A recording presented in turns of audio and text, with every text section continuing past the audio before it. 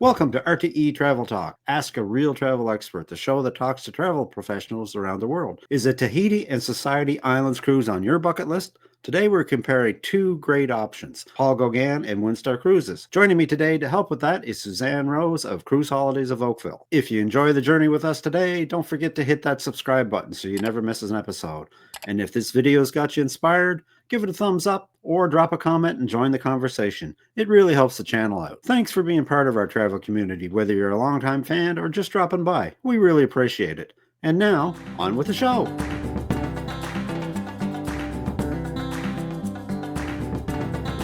Hi, Suzanne. Welcome back to RTE Travel Talk. Hi, Ken. Thanks for having me back. Great to have you with us. So, Suzanne, we've got a couple of inquiries from some of our viewers and listeners, and they're thinking about the South Pacific and trying to decide which cruise line and which experience to take. So today I kind of thought we'd look at two that are very popular, obviously Paul Gauguin, and the other option that's gaining a lot of traction, and they've been there for quite some time too, is Windstar. How does that sound? That sounds great, Ken. Perfect. So where do you think we should start, Suzanne? Well, I think the two cruise lines, they're both based out of Tahiti. Right. So they're there year round. Windstar's been there for many years. They were there with one of their wind ships. They're now there with the Star Breeze. In that regard, they're somewhat similar. The size of the ship is similar. The number of passengers is similar, but there are some fundamental differences between the two. The pricing structure is where things differ the most. Paul Gauguin is more of an all-inclusive product. Okay. Where your alcoholic beverages are included, your Wi-Fi is included, your gratuities are included. Usually when clients are pricing things out, they need to keep that in mind because I think initially the price might seem higher with Gauguin, but once you start adding those extras in with Windstar, it probably tends to level itself back out. Right on. So like Windstar's pricing is kind of plus as opposed Yeah, to it's basically cruise fare. I mean, there are some additions with both if you want to do a pre or a post or add in air. But Windstar has a package where the beverages, your Wi-Fi, and your gratuities are included, but that comes at an additional cost. Now, something that we should probably point out, you mentioned at the top of the interview that Windstar has the Star Breeze there, and they started there with their wind ships. So for the benefit of our viewers and listeners, want to explain what a wind ship is and what, for example, Star Breeze is, and compare it to Paul Gauguin's offering for ships. The wind ships are under sail. Okay. Now, obviously, you need wind to sail, but they are a sail ship. They took the wind ship out a couple years ago, brought in the Star Breeze. Right. So the Star Breeze isn't a wind ship. It's more a yacht ship, I would say. Yeah, more yacht style. Yeah, it's a smaller ship. They're both about the same. They're both about 500 feet in length. Right. The differences, I would say, also in between the Windstar and Paul Gauguin, the Gauguin was built to sail in Tahiti. Okay. It has very low draft. The decor on board is very much Polynesian. The main restaurants have very tasteful Polynesian decor and artifacts, where the Windstar ship is more, I would equate it more to a North American cruise line ship. It has all the amenities that a normal cruise ship would have, just in a smaller. So it's interesting you mentioned the lower draft. Am I to take from that with Paul Gauguin, she's got the ability to get into smaller ports? I don't want to compare that to the Windstar ship because the Windstar ship, the Star Breeze, can also get into smaller ports. Where that becomes an issue is with larger cruise ships. Right. When we start getting into passenger ships that carry 3,000 plus, Right. they're not permitted to enter the closer areas that the other two ships can because the draft is lower. Got it. So when people are thinking for a truly Tahiti experience, then that actually kind of narrows it down a bit. There is some of the larger lines that go there, but you're not going to get the same experience that you would with either a Windstar or Paul Gauguin. They give you a taste of the area. Yeah. You typically will go to Papeete, which is the main island in Tahiti. You might go to Bora Bora, and then they carry on. Where both Windstar and Paul Gauguin do intensive itineraries. They both offer somewhat similar itineraries. Well, they'll have a 7-day Society Islands. They may go out to the Tuamotus, to the Marquesas. Right. They both go out to the Cook Islands and out to Fiji. Now, Paul Gauguin, they're now going out to Darwin. So they're going out to the northern coast of Australia and up to Singapore. But those itineraries are only done maybe once or twice a year.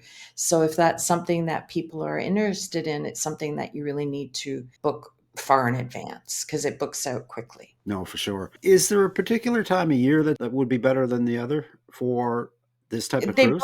They both say it's an all year round destination, which it is. Yeah. There is some fluctuation in the weather patterns. I've been there in the winter and in the summer. I found the summer months, say June, July, August. For me, I prefer that. It's drier, lovely breeze. The weather is more stable.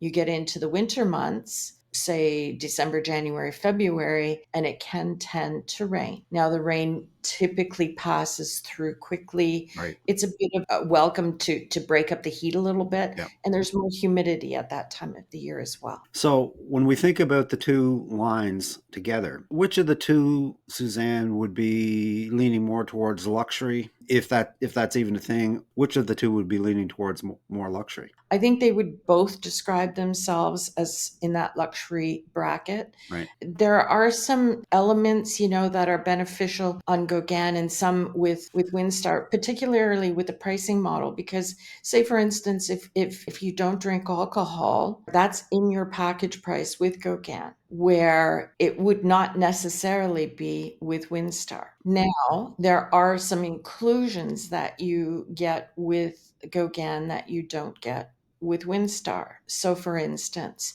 if you're big into scuba diving, they have a PADI program, which is a scuba dive program. Windstar doesn't have that, although it's my understanding that they are working towards that. Okay. Also have what they call the Moana Explorer program, which is for children. It's not a traditional kids club. It's more a research of the flora and fauna in the area, and it gets kids involved in Polynesia, Right. which is quite interesting. So if I hear you correctly, and folks are looking to do this cruise vacation with family, perhaps Paul Gauguin would be a better choice. Their Explorer program is usually only in effect during holiday like Christmas, Okay. summer vacation. So it's not always there. It's always best to inquire if you're planning on booking. I've had families that have gone down and that have loved it. It's really a very water-based vacation, a lot of scuba diving, a lot of swimming. It's also good for people who may not want to get in the water. There's glass bottom boats, there's sailboats, catamaran rides, that type of thing. Right. But the families that I've had on board were very, very happy with all the water sports that is offered by both of those cruise lines. They both have a marina off the back of the ship. You can go kayaking, paddle boarding. What's important to a lot of people is the accommodations. How do the accommodations compare between Gauguin and Windstar? So Windstar is an all-suite ship. Right. The staterooms or the suites on board are marginally larger. So they start at Windstar at 277 square feet. By Gauguin, they start at 200 square feet for a window stateroom. And some of the balcony staterooms are also that size. Once you get into the higher suite categories, they are larger. I think the one thing that's important to mention with the balcony suites on the Star Breeze, they're a Juliet balcony. So they're only about a foot in depth. Oh, you really? can open the door, you can step out to look around, but you can't place a chair on it as we have come to expect through other balcony cabins. It's like kind of similar to a river cruise. It's a glorified French balcony. It's a little bit like that, yeah. Now, having said that, the higher end suites do have traditional balconies on them. So, but the lead in balcony on Star Breeze is just that. It's like that French type balcony with That's with correct. just basically room to step out and that's it, no chair. If I had my druthers, I'd it's nice in the morning to be able to sit out there with a cup of coffee or in the evening with a glass of wine. So yeah. I agree, but there is plenty of deck space Yeah. for that Yeah. as well on both ships. Now, Gauguin, they have reimagined their pool deck. It has a very much of a boutique hotel vibe to it now, All which right. is very nice. It's quite intimate with the Star Breeze. Their pool deck, their pool area is I would say quite large for a relatively small ship. I think it really comes down to your budget Right. and what it is that you really want to get out of this Right. experience. And again, that probably comes down to a good conversation with your travel advisor. Absolutely. It's a big investment to go to Tahiti. It's going to take at least, I'm going to say, 2 weeks vacation to go down there because it's a long way from most of us. So you need a couple days at the front end at least to acclimatize yourself for the time difference and, just to get over the long flight. People have the option of flying into Tahiti and staying there. Yeah. There's a couple hotels that the cruise lines work together with. You can also take a ferry over to Moorea. It's just a short, like half an hour ferry ride. It's very short Right. and stay there for a few days. It's typically a little bit less expensive on Moorea than it is on Tahiti. And you can also fly out to the other islands, fly out to Bora Bora if you want to spend a couple post days Right. after you've disembarked. How long should one expect to be on this type of a vacation? Obviously, the cruises I think are 7 or 8 days. Are we talking, are we talking like a 10-day vacation or is 2 weeks better? I mean, you could definitely do it in 10 days. Hmm. It's a bit of a whirlwind. Yeah. Like I said, it's a must to plan at least one night in Tahiti before you embark. Right. Shortest itinerary is 7 days. There's 10 days, 11 days, 12 days, 14 days, and so on. There's so many different combinations of itineraries that you can put together, your pre and post that you can arrange. It pays to have a good agent working on your Yeah. behalf because we have a lot of information that, it takes hours and hours to comb through over the internet. Yeah, no, exactly. Now, speaking of information and that sort of thing, does one need any special permits or visas to visit Tahiti? I'm just going to speak generally for North Americans. No, we don't need anything. We need a passport that's valid for 6 months after your return home. So you have to have an up to date passport. Okay. When I think about Windstar and Paul Gauguin, Suzanne, what type of guest am I going to meet on board each one? I would say primarily they're couples, Hmm. whether it be a special anniversary, a special birthday, that type of thing. There are kids on board. It's not overly common, but they are on board. And through this new renovation that Gauguin is going through, they're adding on an additional 8 adjoining cabins Okay. to accommodate multi-generational travel. So if you want to bring along the grandparents and the kids are coming along, that works out great. On the Starbreeze, most of their cabins are adjoining. Oh, really? Okay. There are some solo travelers on board. I've seen that as well, but primarily they're couples or groups for Right. that matter.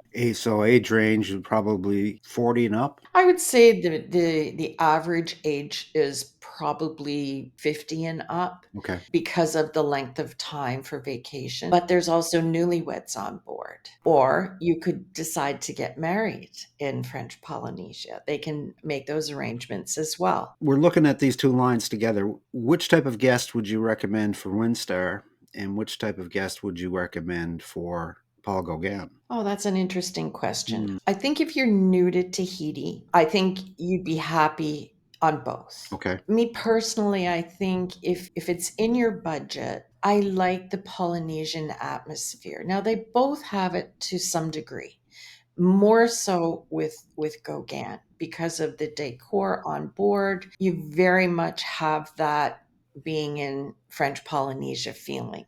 Right. where the Windstar ship is more of a North American style. Having said that, there are a lot of clients that are very loyal to Windstar. They've sailed with Windstar all around the world, and that's what brings them back to do Windstar in French Polynesia. They both have multiple dining venues. In that regard, I would place them somewhat similar. Um, so it really is a matter of taste and budget. So they have specialty dining venues on board both? They do. They do. So, Suzanne, with the size of these ships, they definitely fit into the small ship cruising style. Should I be concerned about rough weather? I think it's always a possibility. Now, if you're sailing just around the Society Islands, which is Tahiti, Moorea, and Bora Bora, you're kind of sheltered there a little bit. Okay. I had it personally sailing out to the Cook Islands. We had some pretty rough weather. We bounced around pretty good for a day and a half. But that's going to happen on these small ships. So both of them are around the same. The Gauguin ship is 19,000 tons.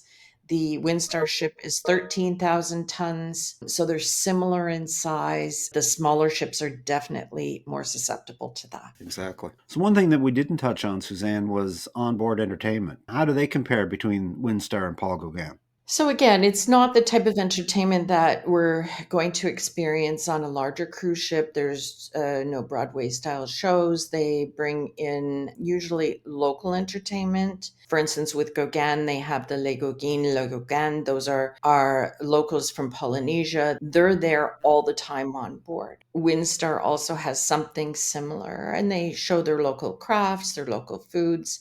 There's enrichment on board. If we're coming into a new port, they're going to do some explanations. The evenings are quieter, Right. but from my own experience, because you're outside all day, typically in the sun and in the water, once you're done with dinner, you might go and have a little bit of entertainment, have maybe a nightcap, Yeah. and then you're off to bed. Right. Exactly. Um, Because you've had an they active day. because you've had an active Yeah. day. As far as the spa and the gyms go, I'll say that Windstar has a better offering in that regard. Mhm. Their gym is a larger size, their spa area has more amenities. There's not a shortage of things to do, and really you just want to enjoy the scenery as it goes by because it's Exactly. breath. So long story short on that, this is an active vacation. It can be if you choose it to be. So even if you have mobility issues, you're still going to enjoy it because it's Okay. just a beautiful place to be.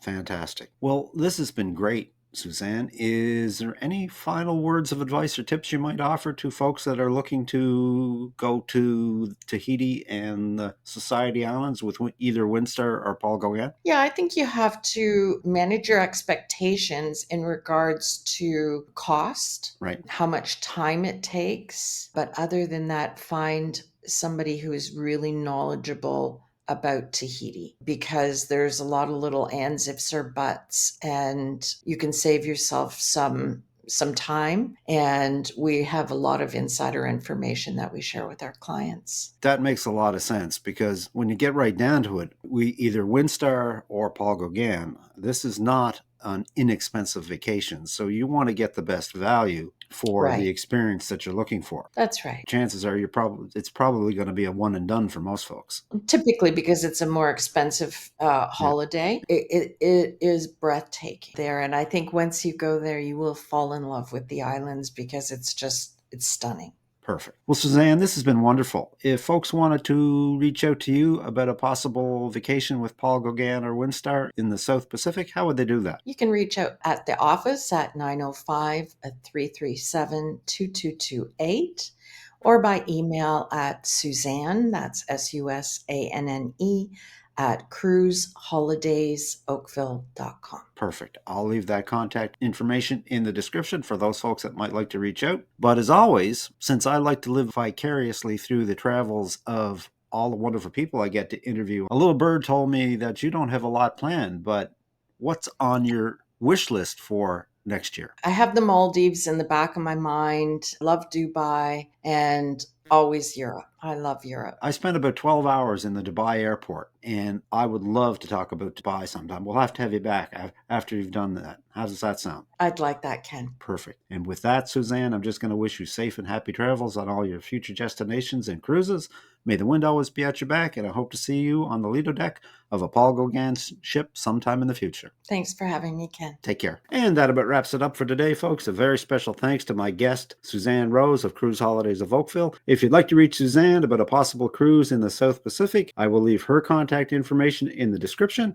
If you'd like to reach out to us, you can simply send a question to questions@realtravelexperts.com, visit our website, realtravelexperts.com, or simply leave a comment. We always respond. And as always, folks, if you enjoy this content, a like, subscribe, share, and ring of the bell is certainly appreciated and helps other folks just like you to find our content. So until next time, happy travels.